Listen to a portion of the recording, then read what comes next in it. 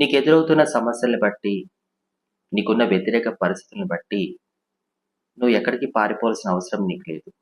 ఎందుకంటే, నువ్వు నమ్ముకున్న దేవుడు, నువ్వున్న చోటే నిన్ను ఉన్నతంగా దీవించగల సమర్థుడు. ఈరోజు నువ్వు ఎక్కడైతే ఉంటున్నావో అక్కడ నిందించబడుతున్నావా? అవమానించబడుతున్నావా? దానివల్ల నీకక్కడ ఉండబుద్ధి కావడం లేదా? అక్కడి నుంచి పారిపోవాలనిపిస్తుందా? ఒక విషయం గుర్తుపెట్టుకో. నువ్వు ఎక్కడైతే నిందించబడుతున్నావో, అవమానించబడుతున్నావో, వాటిని తట్టుకోలేక ఎక్కడి నుంచైతే నువ్వు పారిపోవాలనుకుంటున్నావో, నువ్వు నమ్ముకున్న దేవుడు అక్కడే నీకు ఘనతను దయచేస్తాడు. ఎలా నమ్మాలి అంజలి అంటారా? నన్ను చూడండి.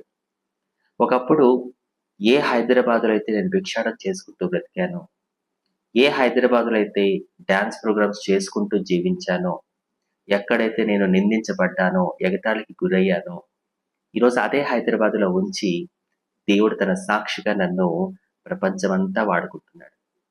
నేను అదే అంటున్నా.